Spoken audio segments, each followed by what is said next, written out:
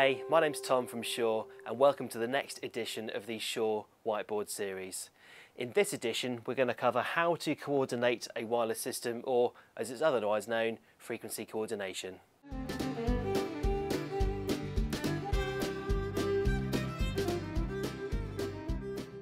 So the first fundamental thing about coordinating a wireless system is that each receiver can only receive a radio signal from one transmitter at a time. So if you need two transmitters going, you're going to need two receivers tuned to separate frequencies. If you were to tune both of these microphones to the same frequency as this receiver, then you're going to get interference on this receiver. And secondly, if you tune both receivers onto the same frequency of transmitter 1, then both receivers will receive the same stream of audio.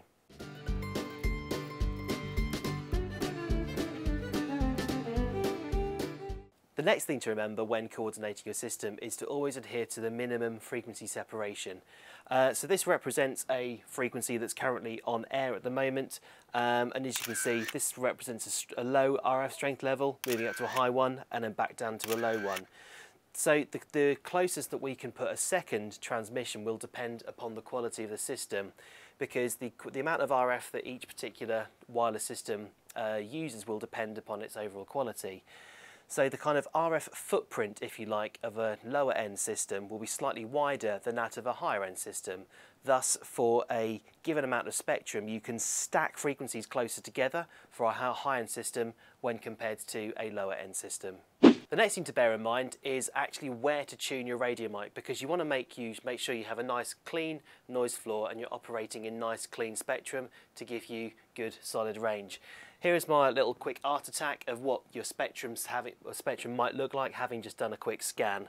So this section here is the noise floor. This is the lowest noise, or RF noise rather, that your current receiver can pick up and ascertain what's going on. These blocks here represent DTV, or digital television, and a nice 8 megahertz wide band of noise. And these little lines here represent existing radio mics that may be on air in your local area, or maybe in the room or a little venue next door. Everything that isn't DTV, noise floor, or other radio transmissions would be considered white space. So it's in these gaps here, here, in this sections here and here and here. They'd be considered the white space that you could potentially tune your radio mic onto. So this is an example of where you might find some white space. Now, us as humans can just look at a graph and know where the white space is, but we can't ever just know where it actually is in the real world. We're going to need our receiver to do some form of scan for us. Now, the entry-level systems usually have just a scan button. You press that once and it will find the next clean available frequency for you. The slightly more advanced systems have the ability to scan the entire tunable bandwidth, that is the radio spectrum that those guys can access, in its full bandwidth. So they'll scan from, say, 606 megahertz up to 666 megahertz, looking at every single spot frequency along the way. Having done that, they'll be able to perform a test to see which is the best frequency for you to use.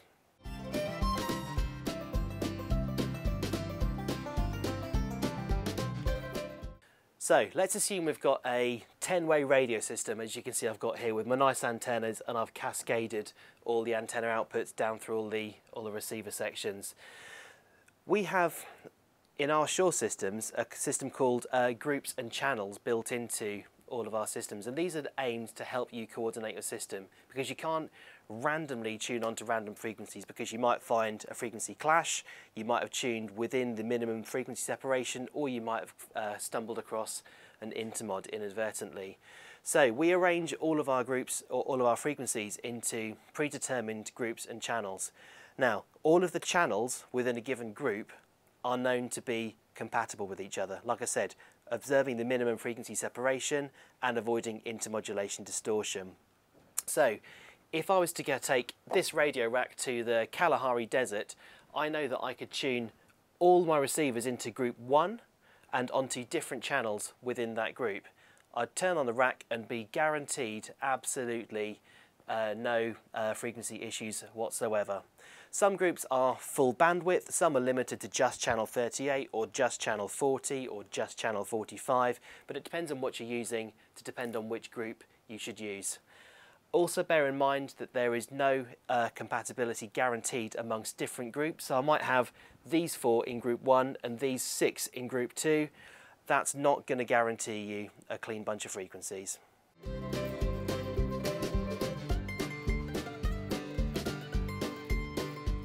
So we just established that if you're going to be tuning multiple radio systems together, you should stick them in the same group but within different channels within that group. But that's only true if you're using one type of system. So this is my awesome radio rack that I drew a moment ago. I've just also drawn an awesome PSM in-ear monitoring Mac. These systems will all have a group 1, they'll all have a group 2 and all have a group 3, but there's no guaranteed compatibility. In fact, group 1, channel 1 for this kit may even be the same spot frequency for group 1, channel 1 on the PSM kit. So if we're doing it in this way, we're definitely going to need some form of advanced coordination or a custom coordination. So the best way to do your custom coordination is by using some coordination software, probably Shure Wireless Workbench 6 software. This software allows you to firstly add in your items to your inventory, i.e. my 10 ways of radio plus 3 ways of in-ear monitoring systems. Do a scan of the local area to see what the radio situation is like, and then the software knows the tuning characteristics of this radio system and my in-ear monitoring system, and will take into account all of the parameters of what these bits of kit are capable of and tune around any sources of interference as well. It will then generate a custom list of frequencies for you, and you'll be able to tune your radio kit onto those frequencies. Bear in mind that in this instance you might tune onto different channels within different groups. So this might be on group 2 channel 1 and group 7 channel 14. In this instance that's totally okay because the system has done the coordination for you. Well, I hope you've enjoyed today's Shure Whiteboard series. For more information about coordinating your wireless system, please feel free to come down to one of our wireless master sessions or perhaps some of our Wireless Workbench 6 training. There's another video coming up next week, and to make sure you don't miss out on it, please subscribe to us at losingyourvoice.co.uk. Thanks.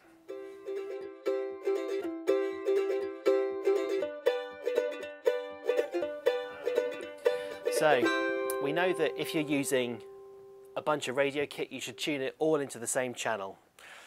That's a lie.